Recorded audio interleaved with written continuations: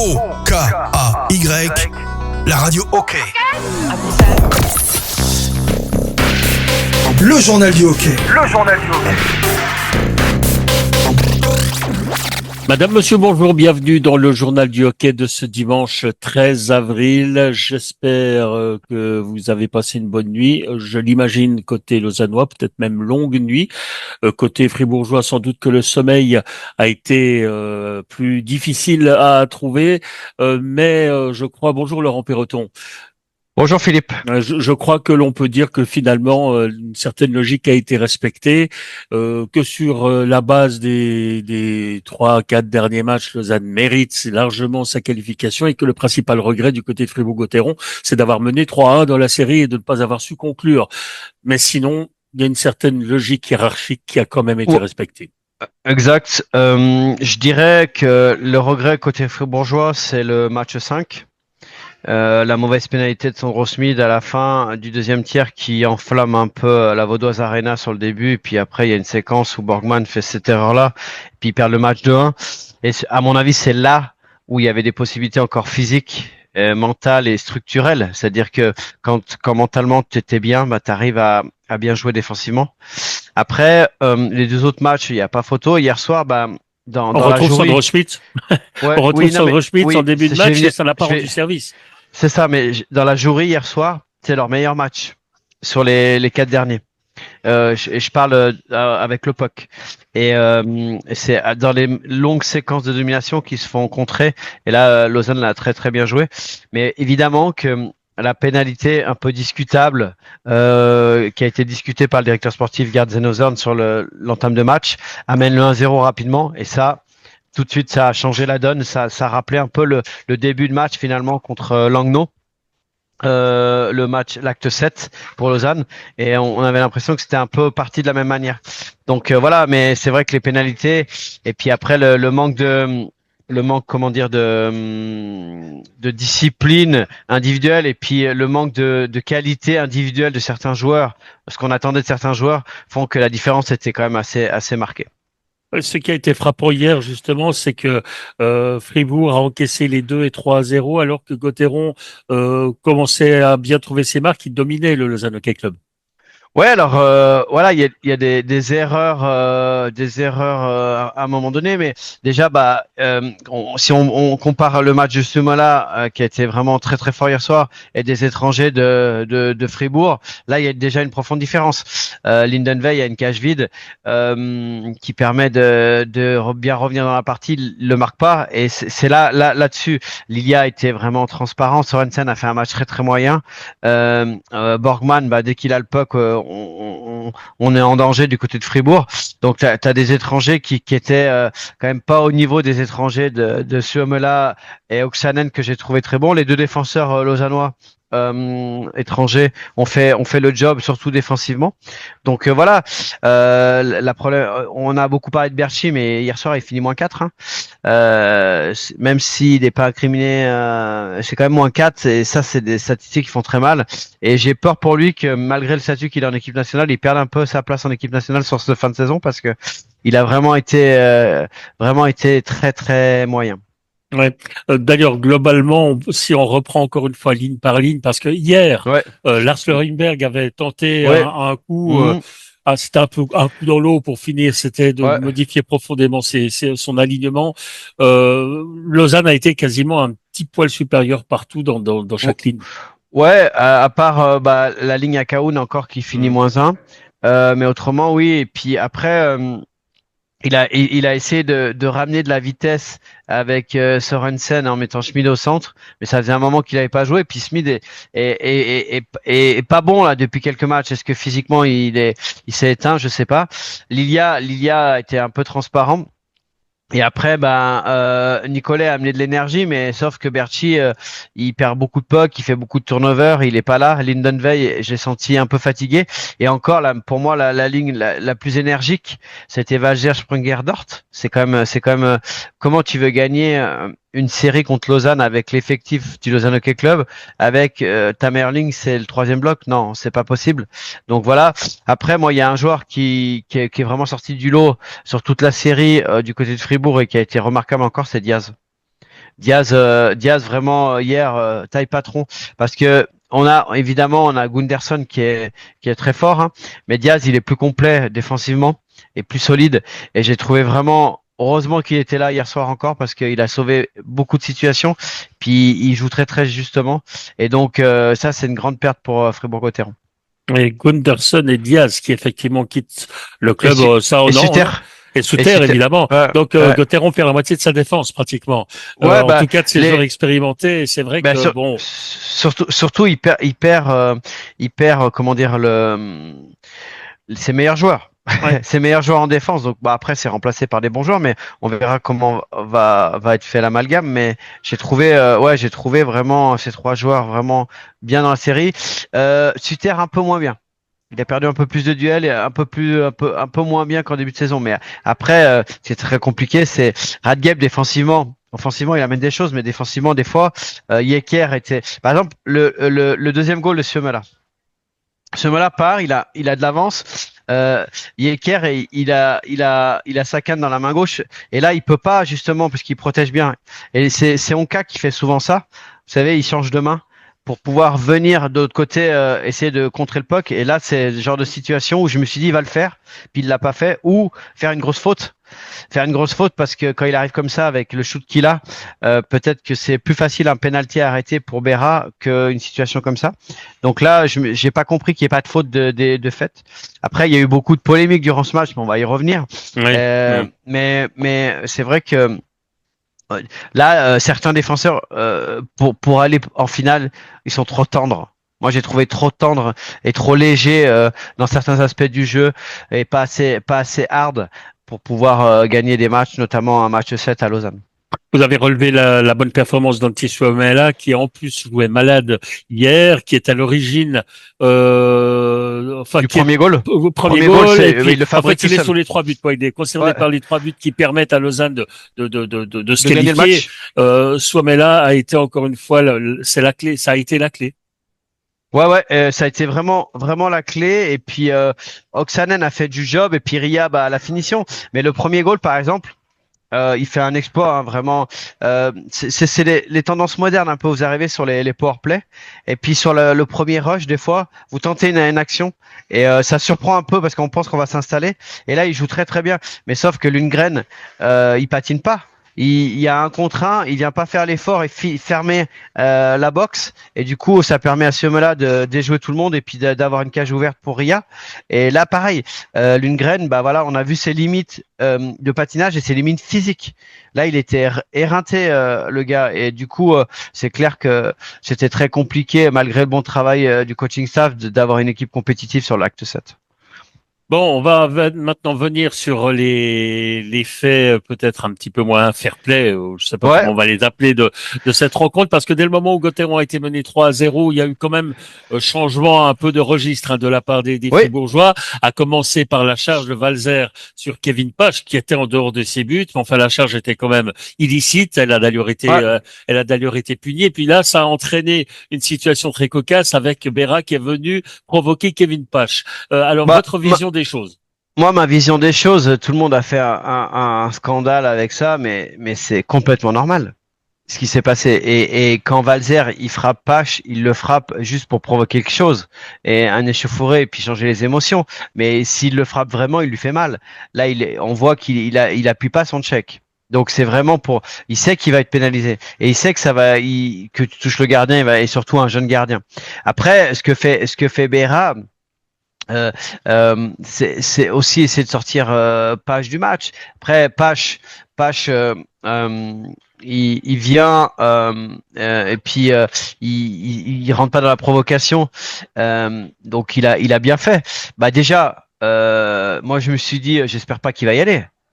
Parce que par rapport au résultat, mais la deuxième chose par rapport à son intégrité physique, parce que la différence taille-poids, je pense pas que Berra il a l'habitude de jouer de l'autre côté, ça aurait été un massacre. Hein. Donc du coup il a bien fait de pas y aller. Après, je pense qu'il va être repris sur un truc, montrer son numéro et son nom. Ça fait partie des provocations, mais finalement imaginez ce que Berra a dû penser quand même dans ce instant-là par rapport à sa carrière et celle de Pache. Voilà, c'est juste là-dessus où tu peux provoquer, mais il aurait dû le faire différemment parce que pas aller sur le nom et la carrière justement. Moi, c'est ça qui m'a juste dérangé sur un jeune gardien. Mais par contre, qu'il ne soit pas allé, c'est très bien sportivement. Et puis, je vais revenir après sur Berra. Et c'est très bien physiquement.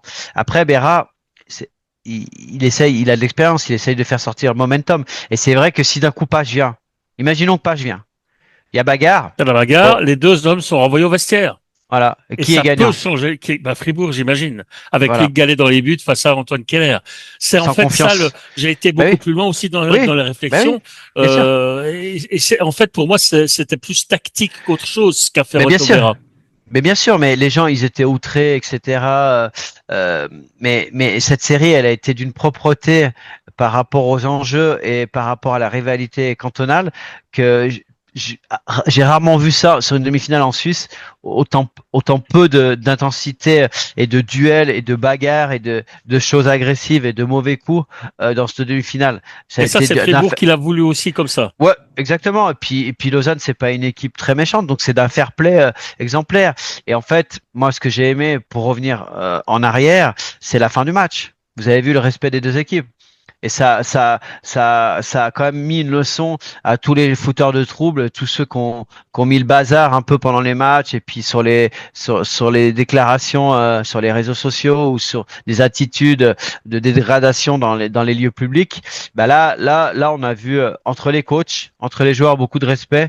Et c'était ça la plus belle image. Et finalement, la belle image, c'était aussi la fin pour Gunderson, l'équipe qui s'est alignée.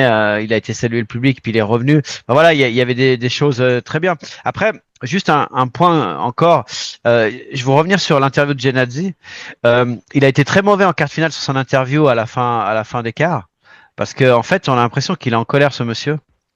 Et là, je l'ai trouvé très très mauvais en parlant de après l'acte 4, ça suffit. Il rigolait, pas du tout. Moi, mais là, que les gens, les supporters s'enflamment et tout, bah, ça fait partie du monde professionnel. Mais que les joueurs de Fribourg, j'ai vu aucunement un joueur prendre Lausanne de haut. Et il savait très bien et on l'a dit dans cette émission, que sur les 2 matchs en prolongation, Fribourg gagne. Si c'est l'inverse, il y avait rien à dire. Il y avait rien à dire. Donc et après il se reprend à la fin. Ouais, là il joue pas beaucoup, mais dans les interviews, là, quart de finale et demi-finale, il a vraiment pas été bon. Et on s'est écrit des messages avec des gens du milieu là, en comprenant pas vraiment ce qu'il voulait dire. Et je comprends pas. Alors je pense qu'il est frustré par rapport à son temps de jeu, mais à chaque fois qu'il vient à l'interview, il est très agressif et puis surtout il dit des paroles soit envers les médias, soit envers l'équipe adverse, qui font que ça reste le capitaine. Et là, par rapport, Même quand ça vous entendez, du courage de crâne. ouais, mais quand vous entendez Bellemare à l'interview ou Sprunger, il devrait prendre exemple un petit peu et puis prendre des cours, mais parce que là, il est vraiment pas bon, quoi. En tout cas, j'ai trouvé ça ridicule un petit peu, surtout après une belle victoire comme ça sur un acte 7. Je comprends pas ce genre de déclaration. On verra jouer face à Zurich, voir s'il est aussi bon que dans ses déclarations. Allez, tout ça, c'est sous le coup aussi du stress, de l'adrénaline. Mais Philippe, je suis désolé. Quand vous êtes capitaine, je le défends. C'est pas que j'apprécie particulièrement Genadzi, mais en fait, j'essaie de me remettre dans le contexte. Quand vous êtes capitaine, vous devez être au-dessus de la mêlée. Oui. Et là, il l'a pas été. Et puis déjà en quart de finale, on lui avait reproché certaines déclarations. Et là, si c'est pour dire ça, viens pas à l'interview, quoi. Ouais. Bon, allez, une dernière remarque concernant Fribourg et après, on va encore voir les perspectives lausannoises. Bon, bravo à Fribourg parce que la saison est réussie malgré cette élimination au 7e match. Il y a notamment la victoire en Coupe Spengler qu'on remet évidemment beaucoup en avant pour expliquer que finalement cette saison, elle a été belle parce qu'elle avait commencé de manière catastrophique. Donc, je crois que à ce niveau-là, Fribourg peut être satisfait de son exercice 2024-2025. Oui, non. Quand vous gagnez 3-1 dans la série, vous avez c'est la petite réserve. Ouais, c'est ça. Voilà. Tout de suite après le match qui est ressorti, c'est la loose. Dès qu'il y a des moments importants, on s'écroule. Et ça, c'est un gros travail à faire parce que cette image a changé, elle va être compliquée. Et là, je vous parle de décennies. Hein. Donc voilà, moi je le redis, le seul regret que doit avoir Fribourg, c'est l'acte 5. Ouais. L'acte 5, là, tu peux pas, quand tu gagnes 1-0 fin du deuxième, avec ton système défensif et puis l'état de fraîcheur encore en bon état, tu peux pas prendre des pénalités en fin de match et puis évidemment après craquer sur 3-4 minutes. Ouais. En tout cas, le supporter de Gauthieron, s'il est déçu, a montré tout son attachement au club. Déjà hier, lorsque le car est parti de Fribourg direction Lausanne, le long de l'autoroute, il y a des gens qui s'étaient massés dans les champs pour Oui, j'ai encourager vu. le club. C'est un signe. Et puis hier, au retour à la patinoire, il y avait à peu près 300 personnes vers minuit et demi qui attendaient les joueurs qui ont pris la parole. Certains ont pris la parole devant les supporters. Peut-être que l'information ne vous est pas parvenue jusqu'à Divonne où vous y résidez. Laurent, mais il y a eu Je aussi, regarde sur les réseaux sociaux. ouais, mais il Les y a eu réseaux quelques sociaux. petits problèmes encore une fois entre les ultras de Gauthieron, mais cette fois-ci pas des Lausannois, mais avec d'autres Fribourgeois qui faisaient la fête à la salle des fêtes à côté justement. C'est vous dire que finalement, N'importe quoi. encore une fois, les ultras sont pas là pour le hockey, ils sont surtout là pour, enfin certains ultras, pardon, Ouais. soyons honnêtes, sont là pour continuer à faire de la bagarre et le résultat du match de hockey finalement ils s'en fichent un tout petit peu. Ouais. C'est malheureux. Mais enfin, C'est vraiment voilà, dommage. tout ça pour dire qu'il faudrait peut-être quand même prendre ce problème au sérieux parce que on voit ce qui se passe au foot et on sent que ça arrive gentiment au hockey. Et c'est dommage d'avoir l'ambiance de ces matchs cassée par quelques énergumènes. Et Voilà puis ce que l'on... je vais même plus loin. Il y a certains ultras qui ont été bannis du football, qui qui sont arrivent au hockey. maintenant dans les sections du hockey. Donc Ouais. ça c'est vraiment dommage. Dernière chose que je voulais dire sur Fribourg, c'est l'arrivée de Runberg. Et là, il y a certains joueurs. Connaissant un peu, j'essaye de comprendre comment il réfléchit, comment il coach, je lis pas mal d'articles. Il y a certains joueurs et notamment certains Fribourgeois qui vont devoir changer leur mentalité parce que ça va pas le faire. Hein. Je le redis, mais ça va vraiment pas le faire. Il risque d'avoir ça risque de brasser en début de saison. Donc là, voilà, il y a certains joueurs qui vont devoir élever leur niveau de jeu. Autrement, je pense qu'avec le nouveau coach, ça va être compliqué. Ouais. Bah, on va voir en tout cas Rodborg qui a fait une bonne partie de sa carrière du côté de Frolunda, ses méthodes, discutables ou pas, discutées ou pas, mais toujours est-il que ça sera un grand changement du côté de Fribourg avec quand même cette situation particulière où l'on retrouve le Lars Jönberg, coach Ouais. principal cette saison qui devient assistant. Mais finalement, on sait que le hockey moderne aujourd'hui, c'est vous avez le coach et l'assistant, mais en fait les deux se mélangent tellement bien Oui, que c'est une direction bicéphale. ouais, même à plusieurs, Avec mais l'entraîneur des gardiens, avec ouais, ils ouais, sont souvent trois ou ouais, quatre à prendre vraiment les décisions. des fois 5 même maintenant. Ouais, je pense qu'il va rentrer dans le coaching staff d'une bonne manière. Maintenant, on a vu que ça a été fait dans d'autres clubs et ça marche, des fois ça marche pas. On verra un petit peu les staffs à l'intersaison parce que pour l'instant c'est un peu des inconnus dans certains clubs. On verra comment ça va évoluer. Bien. Encore quelques mots sur le Lausanne Hockey Club maintenant. Oui, Deuxième finale en 2 ans. C'est la revanche face aux CC Lions avec un petit avantage par rapport à l'an passé, c'est que Lausanne la cette glace. fois-ci a l'avantage de la glace. Mhm. Mais est-ce vraiment un avantage quand on voit ce qui s'est passé cette saison contre Langnau et contre Fribourg?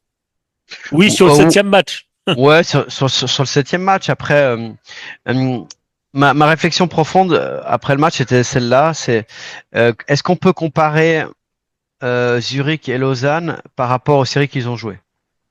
Est-ce que Zurich est extrêmement fort et c'est Cloton qui était enfin en bout de course et que Davos a pas bien joué la demi?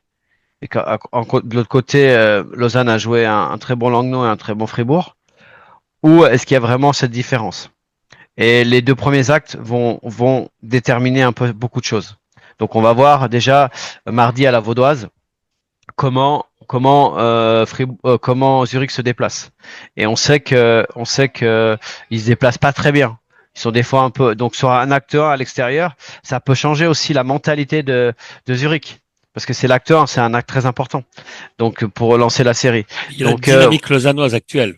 dynamique lausannoise. Et puis voilà, on sait que on n'a pas très très bien joué à l'extérieur pendant les quarts et les demi du côté de Zurich. Donc on va voir comment ça va se passer. Après, moi, je suis impatient de voir le line-up aussi, parce que là, on n'a pas une équipe de Fribourg, on a Zurich avec au complet. Donc on va voir comment on fait les oppositions de ligne et qui on met contre qui.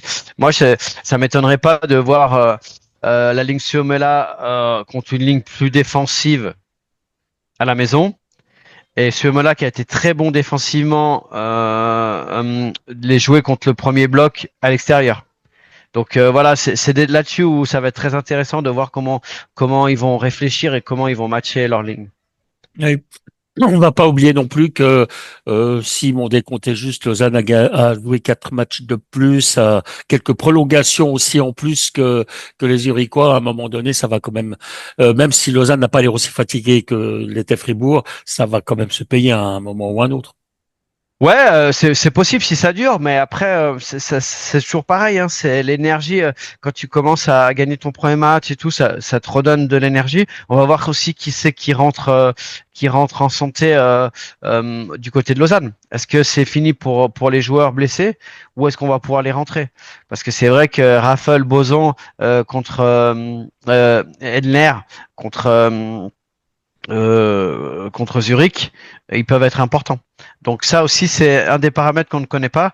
C'est vrai que là, leur défensive à Lausanne, ça reste correct avec Vuardo qui joue avec Frick, mais c'est pas du niveau de Zurich, et surtout face aux attaquants, parce que là, quand t'as les Balcers, les Lamico, les Grant, André Ghetto, Malguin, tous ces joueurs-là qui arrivent 1 contre 1, t'as intérêt d'être solide parce que ça joue au hockey.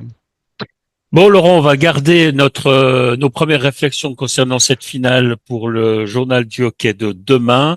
Demain à 11h, encore une fois, rendez-vous. Je ne sais pas si vous avez encore d'autres choses à préciser pour aujourd'hui. On va maintenant commencer à analyser la situation. Demain, nous découvrirons notre équipe des demi-finales de ces playoffs où on y ajoutera, si on a envie, éventuellement un joueur du tour de promotion relégation, parce qu'il y avait quand même encore Ajoie et Viège qui ont aussi qui se sont quand même illustrés à l'une ou l'autre occasion, et quelques joueurs qui sont peut-être un peu ressortis du lot. Donc demain, on découvrira notre équipe de ces demi-finales et de promotion relégation. Et puis voilà, on va gentiment s'intéresser un peu plus à Zurich, voir aujourd'hui voir dès demain quels sont les réels atouts et peut-être les lacunes de ce Zurich qui, dans l'esprit de beaucoup de monde, même si Lausanne a terminé en tête de la saison régulière, dans l'esprit de beaucoup de monde, est une citadelle imprenable. On verra ça donc dès demain à partir de 11h. Merci Laurent Perroton. Merci, bon dimanche. Et bon dimanche à toutes et à tous. Juste un petit indice, moi dans mon équipe type perso, il y aura un joueur d'Ajoie. Voilà. Je vous laisse méditer là-dessus. Alors, donc, on parlera donc sans doute de Pierre-Édouard Bellemare demain. Non, non, pas du tout. D'accord, ok. Pas du tout, je suis objectif.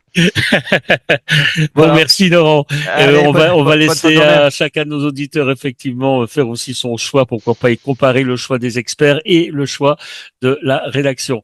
Merci à toutes et à tous de nous avoir suivis. Comme d'habitude, vous connaissez les heures de rediffusion, vous connaissez nos différentes plateformes sur lesquelles vous pouvez nous rejoindre. Rendez-vous demain 11h en direct sur OK, la radio. Excellente fin de journée à toutes et à tous. Bon dimanche. Bye bye. Bye bye.